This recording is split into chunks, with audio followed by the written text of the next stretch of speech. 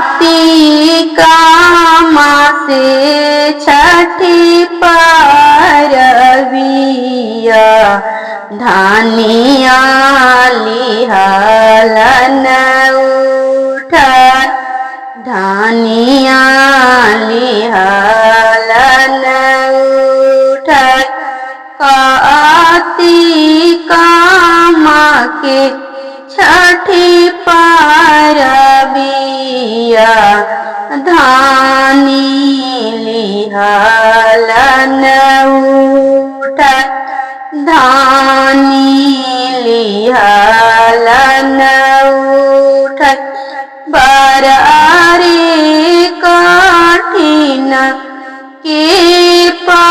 परबिया धानी लिहलन उठत धानी लिहलन उठत तीन दिन के भूखल तेवई जला में खरी तेवई जला में खरी तीन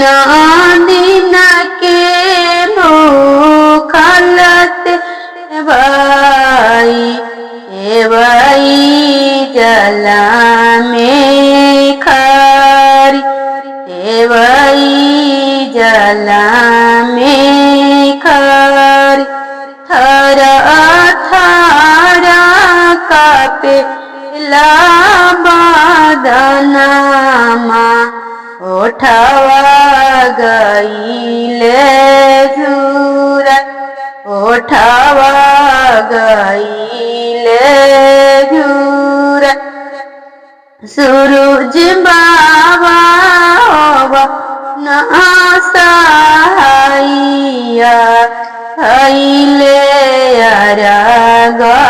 के बिल भैले अरग के बिल छठी मैया हुआ नसैया भैले अरग के बिल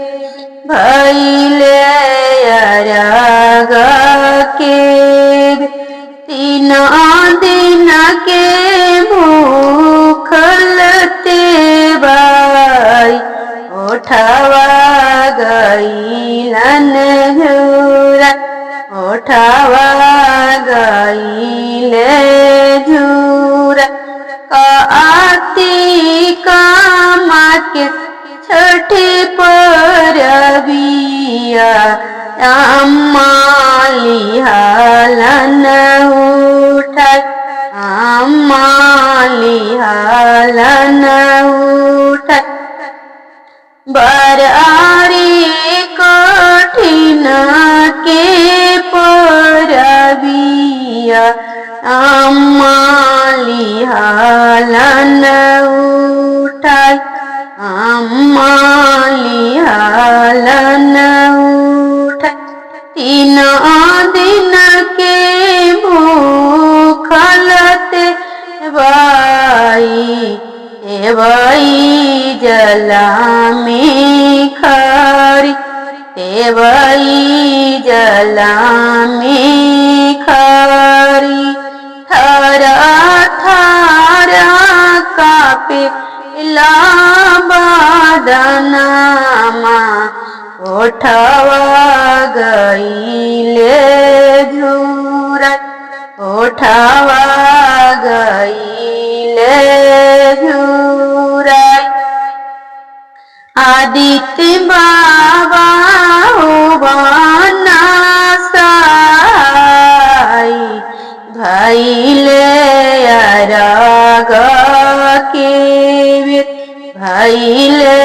डरवत के तीन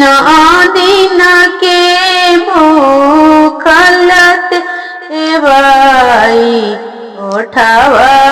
गईले झूरत उठावा गईल